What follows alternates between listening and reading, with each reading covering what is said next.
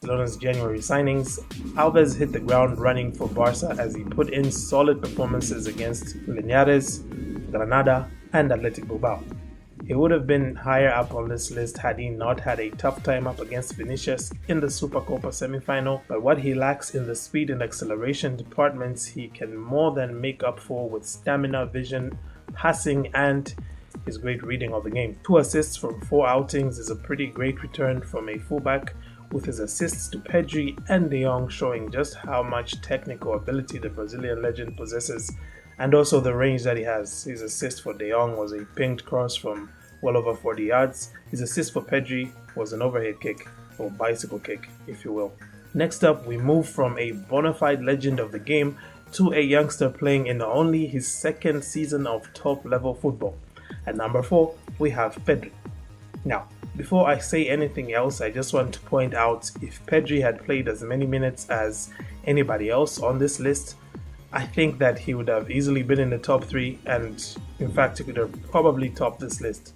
The kid from the Canary Islands made his return to first-team football as a second-half substitute in El Clasico, and since then he has been Barca's best-performing player every minute that he has been on the pitch. He ended the Alaves game with a season-high 6 chances created, something no other player has done so far in La Liga. The Golden Boy doesn't seem fazed by the change in tactical approach from Koeman to Xavi either, as he's taken like a duck to water and has even started working on improving some of his weaknesses, like his shooting, as evidenced by the goal he scored against Bilbao. February is going to be a crucial month for Barcelona, with big ties coming up against Atletico Madrid, Valencia, and Athletic Bilbao, and you just get the feeling that if Barca are going to come out of any of those fixtures smiling, they'll owe quite a lot of that to Pedri. Next up at number 3, I have the man who just edged Pedri out of the top 3, and that was ironically the man in the number 3 jersey, Gerard Piqué. All 3 wins that Barcelona registered in January were matches Barcelona won by a single goal. That means that more than anything else, Barcelona had their defenders to thank just as much as their attackers for the wins that they secured. The man who marshaled the backline for 2 of those 3 wins was Gerard Piqué. I should, however, clarify that Piqué's great performances weren't just limited to the matches Barcelona won. He was also quite good in the matches against Granada and Bilbao. El Clasico was possibly his only underwhelming display in a Barcelona shirt during January.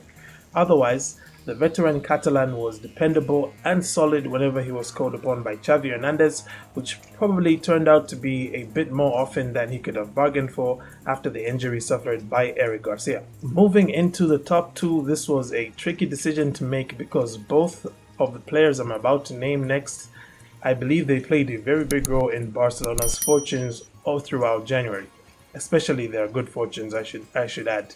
Yeah. So we should say they played a big role in Barcelona's good fortunes all throughout January. But there are no such things as ties in this business. There must be a number 1, and so there must also be a number 2, and this time around, it is Ronald Araujo. The young Uruguayan centre-back was every bit as reliable as Gerard Piqué during January, and then some. Almost unbeatable in any kind of duel, whether aerial or ground, Araujo brings a unique mix of speed, strength, and ball playing. His long-range passing and first touch could still be improved on. Those are probably the most glaring weaknesses he has, but it's still not a stretch to say that he is already Barcelona's best all-round defender, and La Blaugrana will be foolish to fail to negotiate a new deal to tie him down for the future. And like Gerard Piqué here, I should also say that because Barcelona may have lost, that doesn't necessarily mean Araujo did not play well.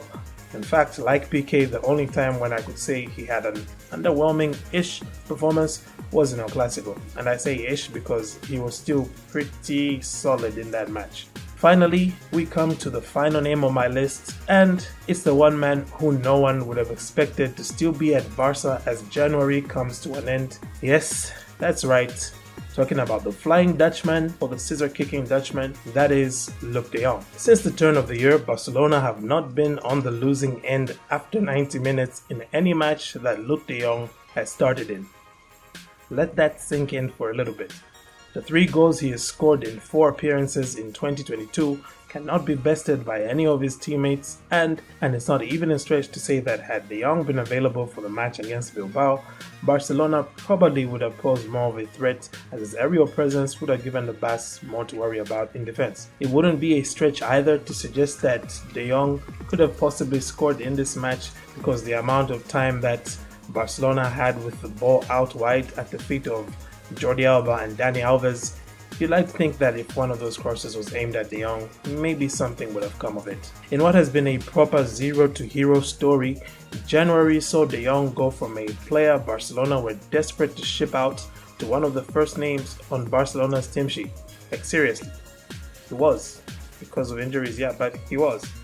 Initially, I had thought that I should include De Jong as the most improved player in January, which he was, but when I sat and really thought it out, I decided that he actually deserved to also be number one in this list and to be crowned as the Blaugrana Everything Player of the Month for January. That, as they say in show business, is a wrap, ladies and gentlemen.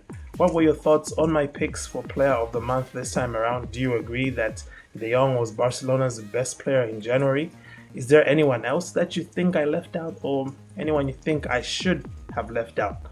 Thank you for tuning in, and look forward to uploading more stuff talking about the recent transfers that we've seen. Maybe I'll just do something summing up the January window for Barca.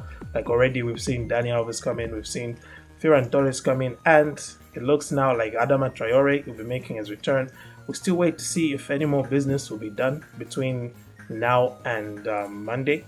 But yeah, after Monday, I'll definitely maybe just do a quick little recap of the transfer window and how I think Barcelona performed.